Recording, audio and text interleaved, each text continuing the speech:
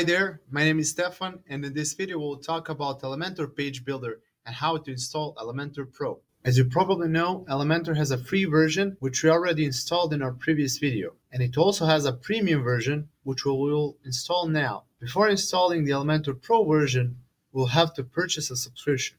Head over to Elementor's website, so just type in elementor.com. Navigate to Products, Page Builder Plugin, click left click, click Get It Now, and choose a plan. Now, in this tutorial, we'll be using Advanced Plan because we'll have all the features unlocked. Click Buy Now and proceed to finish the purchase.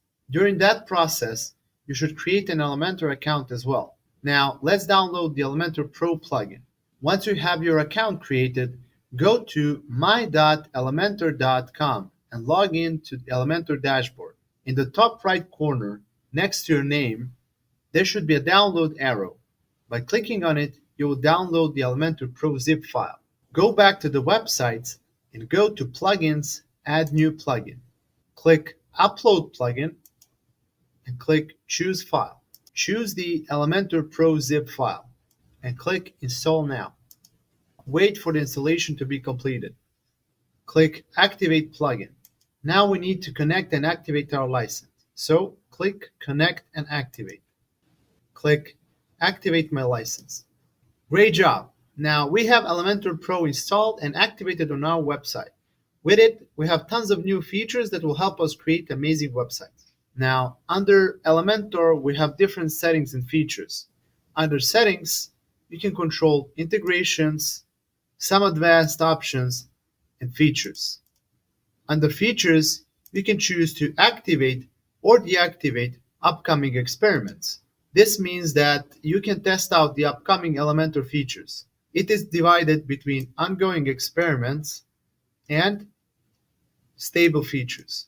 We will use most of these options. The Submissions tab is the tab where you can find all the submissions that are coming from the form if you have one added to your website. You also have the option to add the custom fonts if you don't like any of the fonts offered in the Elementor font library. The same goes for the custom icons. You can even add custom codes like JavaScript, CSS, and so on. Now, one of the important things that we need to mention in this video are the Elementor templates. From the Template tab, you can create templates like header, footer, single post, and so on. You can even create pop-ups and landing pages. In the Kit library, you can access pre-made templates that can help you kickstart your website instead of building it from scratch. We'll work closely with templates in our future videos. Also, in the following videos, we'll work on creating stuff like homepage, header, footer, and so on. That way, we'll familiarize ourselves with the Elementor editor. With this quick overview of Elementor, we're ready for our next step, which is to start creating websites using this powerful page builder. See you in the next video.